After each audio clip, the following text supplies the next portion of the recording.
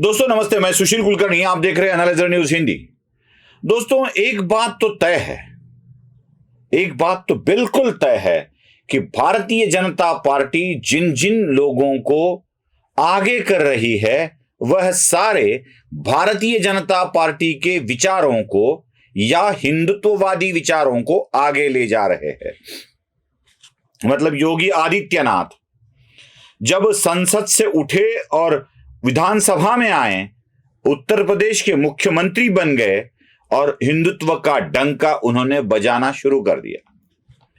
दूसरे एक शख्स की मुझे बहुत याद आती है, आसाम के मुख्यमंत्री हेमंत बिस्व शर्मा, जिन्होंने कांग्रेस को छोड़ा, भारतीय जनता पार्टी को ज्वाइन किया और अगले ही इलेक्शन के बाद वो आसाम के मुख्यमंत्री बने और चल पड़े हिंदुत्व की राह पर। अब महाराष्ट्र की बारी है।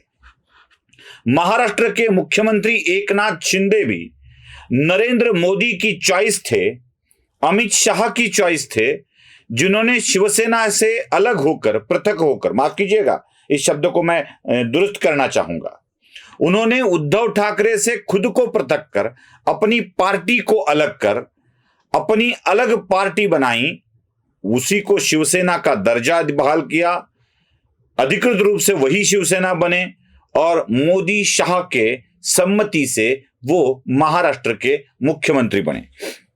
जैसे ही शिंदे मुख्यमंत्री बने, उन्होंने पहली बात ये कही कि मैं हिंदुत्व के लिए मुख्यमंत्री बना हूं, हिंदुत्व के लिए, और भारतीय जनता पार्टी के साथ हिंदुत्व है, भारतीय जनता पार्टी हिंदुत्व का साथ दे रही है, इसलिए मैं भी भारतीय जनता पार्टी के साथ जा रहा हूं। और भारतीय जनता पार्टी के शीर्षस्थ नेताओं ने कम विधायकों की संख्या होते हुए भी एकनाथ शिंदे को महाराष्ट्र का मुख्यमंत्री बनाया। अब यही शिंदे इसी हिंदुत्व के बात को आगे बढ़ाते चले जा रहे हैं। एकनाथ शिंदे बाला साहब ठाकरे के विचारों पर, नरेंद्र मोदी के पद चिन्हों पर और जिस रास्ते से योगी हेमंत बिस्व शर्मा जा रहे हैं, उसी रास्ते से अब एकनाथ शिंदे भी जा रहे हैं। उनकी हिंदुत्व की व्याख्या और भी प्रखर होती जा रही है और तमाम हिंदुओं के लिए यह एक बात बहुत ही आशादायक है। हम ये मानकर चलते थे कि भारतीय जनता पार्टी का हिंदुत्व सौम्य प्रकार का हिंदुत्व है, लेकिन नहीं, एकनाथ शिंदे का हिंदुत्व भी बहुत ही तेजपूर्ण हिंदुत्व है। मतलब एकनाथ शिंदे के विज्ञापन भी जो आते हैं उसमें हमें नरेंद्र मोदी दिखाई देते हैं। भारतीय जनता पार्टी के कुछ लोगों को या भारतीय जनता पार्टी के विरोधकों को शिवसेना का यह विज्ञापन मन में खलता है। खलता इसलिए है कि आगे के मुख्यमंत्री के रूप में भी खुद को एकनाथ शिंदे प्रोजेक्ट कर रहे हैं और वहां पर तो देवेंद्र फडणवीस बैठे हैं आगे का मुख्यमंत्री बनने के लिए। अब आगे क्या होगा, क्योंकि नेतृत्व में तो चुनाव एकनाथ शिंदे के ही लड़े जाएंगे। नेतृत्व में लड़े जाने के बाद इसका मतलब साफ है कि चुनाव आने तक मुख्यमंत्री पद पर एकनाथ शिंदे ही रहेंगे। चुनाव के बाद क्या होगा ये आगे की राजनीति तय करेगी, उसे आज नहीं तय किया जाता। जैसे उद्धव ठाकरे को लगता था कि मैं बीजेपी शिवसेना का मुख्यमंत्री बनूंगा, नहीं बने, वो शिवसेना राष्ट्रवादी और कांग्रेस के बने।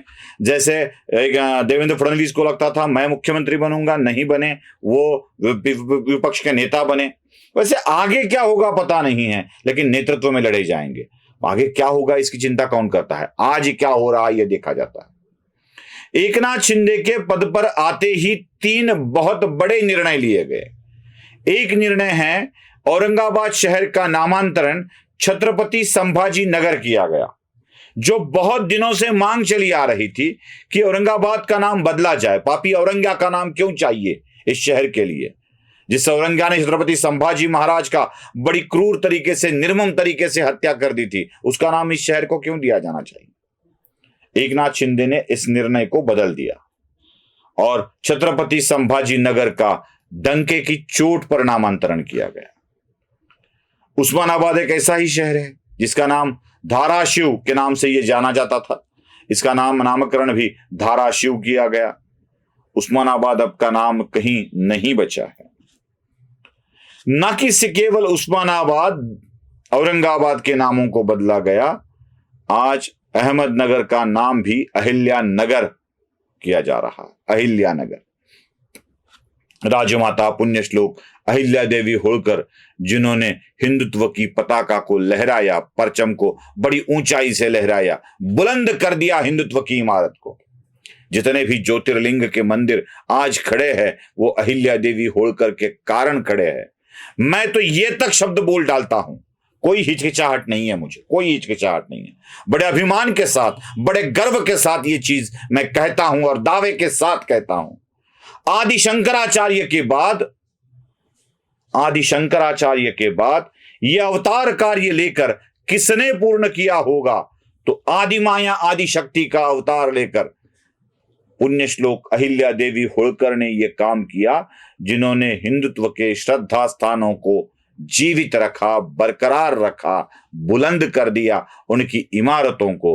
अहिल्या देवी को शत शत नमन करते हुए एकनाथ शिंदे के इस निर्णय को मैं बड़ी प्रसन्नता से देखता हूं। इसलिए प्रसन्नता से देखता हूं कि जो भी आक्रांता थे, मैं मुसलमानों की बात नहीं कर रहा हूं, मुसलमानों की बात नहीं कर रहा हूं। यहां के मुसलमान तो हिंदू से कन्वर्ट होकर ही ज्यादातर मुसलमान हैं। जो परकीय आक्रांता थे, तुर्की थे, मंगोलियन थे, जो जितने दूर दूर से जो परदेसी आक्रांता यहां आए थे, उन आक्रांताओं के पदचिन्हों को धूमिल करना जरूरी है, और वही काम एकनाथ शिंदे कर रहे हैं। मंदिरों का निर्माण हो रहा है, गौ हत्या पर रोक लगाई जा रही है, साथ ही साथ जितने भी धर्मांतरण के मामले, फंसाकर विवाह करने वाले धर्मांतरण के मामले सामने आ रहे हैं, उन सारे मामलों में सरकार बड़ी दृढ़ता के साथ कदम उठा रही है। आज लोग हिंदू हित के लिए खुले तौर पर बिना डरे, बिना संकोच के रोड पर आ रहे हैं और अपना नारा बुलंद कर रहे हैं। एकनाथ शिंदे के सरकार के कारण ही ये हो रहा है, ये हमें भूलना नहीं चाहिए, और यही बात हमें दृढ़तापूर्वक बतानी भी चाहिए। इसलिए मैं ये मानता हूं, योगी आदित्यनाथ के राह पर, हेमंत बिस्व शर्मा के राह पर महाराष्ट्र के मुख्यमंत्री एकनाथ शिंदे भी जा रहे हैं। आपको क्या लगता है? कमेंट बॉक्स में जरूर लिखिए। धन्यवाद।